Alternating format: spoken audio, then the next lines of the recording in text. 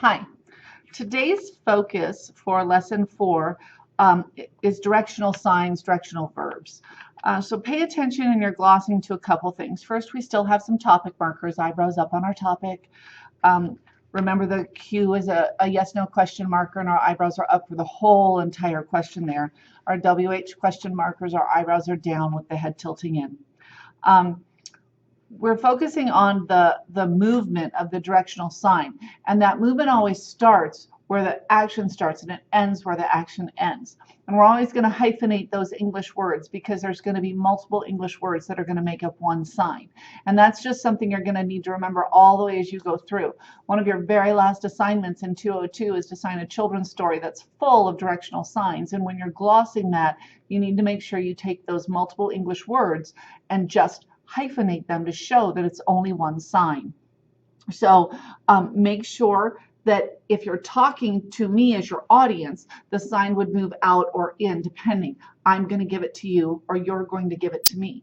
But if there's someone else you're talking about, they have to be placed to your side. So I'd say I'm going to give it to her or she's going to give it to me. We want to make sure that that pronoun is clear and it doesn't look like you're saying I want to give it to her, but it looks like you're signing to me. So make sure your pronoun placement is right and you're shifting well and placing those other pronouns to the sides so the meaning is clear.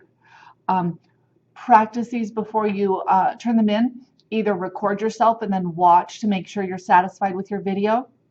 Pacing is always part of your grade. Always that fluency obviously matters. If it's really choppy or there's hesitations or your signs, hand shapes are weak, so it seems like you're mumbling. Those are all problems. So you do need to practice more than once before you record. One of the best things to do is to put the paper up either on the wall and record and watch, or put a paper up on a mirror so that you can see yourself signing and sign to yourself.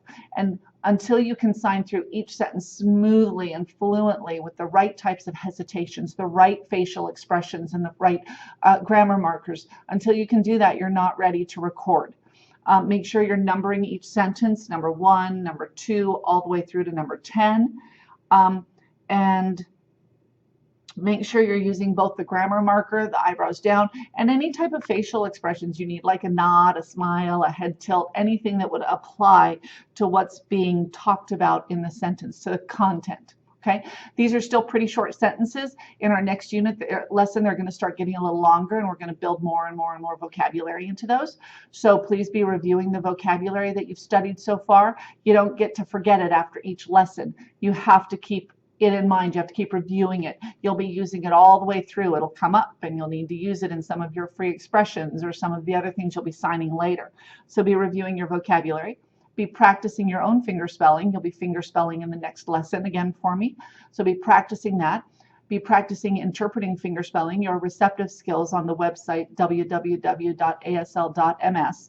And compare these sentences to the grammar structures in the grammar notes from lesson 1, because as we get into our last 4 assignments, you're going to have English sentences that you're going to need to gloss.